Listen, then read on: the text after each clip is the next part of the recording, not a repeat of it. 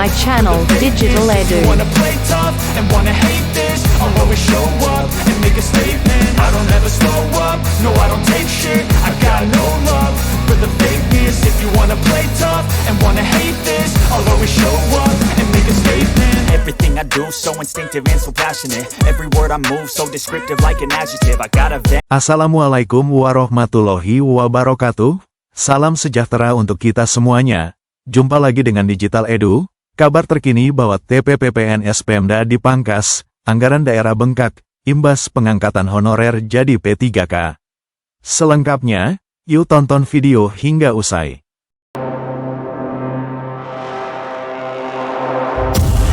Pemerintah daerah di seluruh Indonesia sedang berhitung terkait anggaran jelang pengangkatan tenaga honorer menjadi P3K 2024. Bahkan terdapat Pemda yang terpaksa mengurangi jatah tambahan penghasilan pegawai PNS. Anggaran daerah yang membengkak menjadi salah satu alasan mengapa TPP PNS Pemda harus dipangkas. Apalagi pengangkatan tenaga honorer menjadi P3K 2024 kali ini dilakukan secara besar-besaran. Sedangkan untuk memenuhi pembayaran gaji para ASN Pemda wajib bersumber dari APBD. Penambahan jumlah pegawai yang melonjak tajam pasti berpengaruh besar pada anggaran belanja pegawai. Di sisi lain, Pemda tersandera dengan aturan perundang-undangan yang menetapkan belanja pegawai maksimal 30% APBD. Aturan ini tertuang dalam Undang-Undang Nomor 1 Tahun 2022 tentang hubungan keuangan antara pemerintah pusat dan pemerintah daerah, HKPD.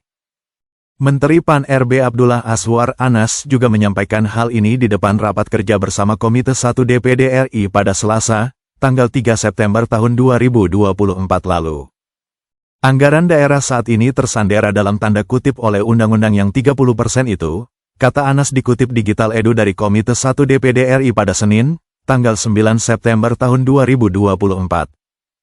Selain kendala aturan, opsi pemangkasan TPP PNS Pemda dilakukan karena pembengkakan anggaran daerah tidak seimbang dengan penghasilan asli daerah, PAD.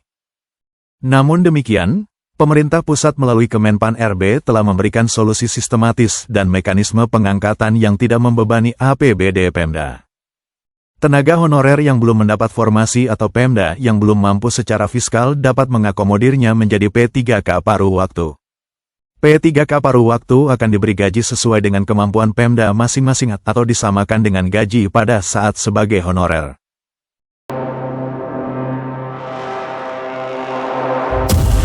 Sementara itu, Menpan RB Abdullah Azwar Anas memaparkan sejumlah isu strategis terkait peta jalan penataan tenaga non-ASN tahun 2024 di hadapan pimpinan dan anggota Komisi 2 DPR RI.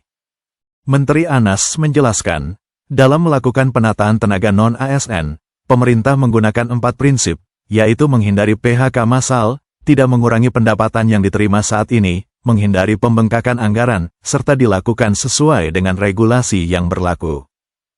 Pemerintah bersama dengan DPR RI selalu berusaha untuk menyelesaikan persoalan terkait tenaga non-ASN melalui diskusi yang dilakukan dalam berbagai rapat koordinasi. Dukungan dan komitmen bersama ini sangat berarti bagi kami dalam menjalankan tugas-tugas untuk melayani masyarakat dengan lebih baik, ujarnya pada rapat kerja dengan Komisi 2 DPR RI mengenai roadmap penataan tenaga non-ASN tahun 2024 di Jakarta, Kamis tanggal 5 September. Kementerian Pan-RB bersama instansi terkait telah menyusun alur penyelesaian tenaga non-ASN meliputi pemetaan, penyusunan kebijakan, serta penyelesaian dengan pengawasan.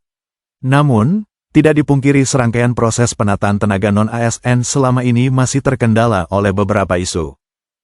Kendala yang dihadapi dalam penyelesaian tenaga non-ASN adalah belum optimalnya usulan formasi yang disampaikan pemerintah daerah sesuai dengan alokasi formasi.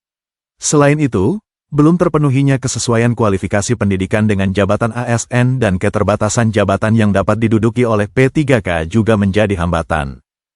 Kendala lainnya adalah keterbatasan alokasi anggaran IP, ujar PLT Deputi Bidang Sumber Daya Manusia Aparatur Kementerian Pan-RB, Aba Subagja. Lebih lanjut dijelaskan, pengadaan CASN 2024 saat ini tengah berlangsung bagi formasi CPNS. Pendaftaran CPNS tahun ini berlangsung hingga tanggal 10 September tahun 2024. Sementara terkait pengadaan P3K 2024 prosesnya telah sampai pada tahapan penyusunan kebijakan yang akan menjadi landasan hukum pelaksanaan seleksi P3K 2024. Untuk pengadaan P3K, 100% kuota diperuntukkan bagi tenaga non-ASN, sementara pelamar umum diakomodasi lewat seleksi CPNS, ungkap Aba Subagja. Dalam pertemuan tersebut juga disepakati agar tenaga non-ASN yang terdata dan terdaftar pada database BKN yang mengikuti proses seleksi dan mendapatkan peringkat terbaik diangkat menjadi P3K. Namun pelamar yang belum mendapat peringkat terbaik dan belum sesuai dengan lowongan formasi, dapat diusulkan menjadi P3K paruh waktu.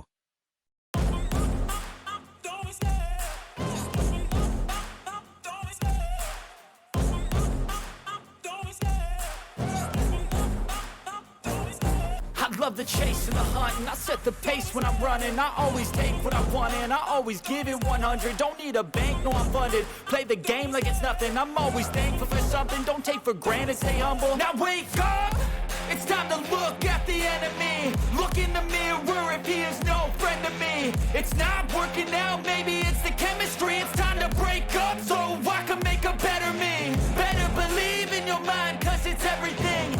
You can mold, shape, find almost anything. All it takes is some time and some clarity to find your identity. It's mind over everything.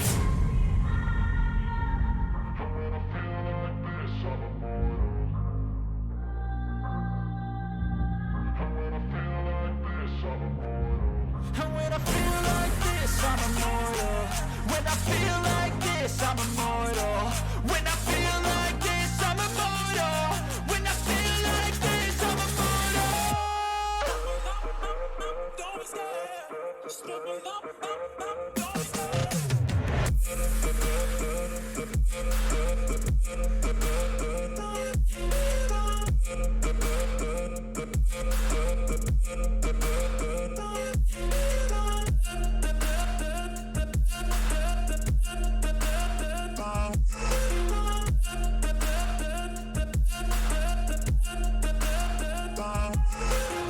I'm so gone. No, I'm never Demikian kabar hari ini, semoga bermanfaat.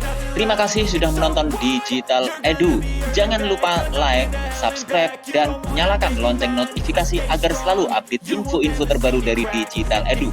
Semoga kita diberi kemudahan dan kelancaran dalam segala urusan, diberi kesehatan, rezeki yang berkah, dan panjang umur. Saya mewakili Digital Edu, mohon maaf bila ada kekurangan.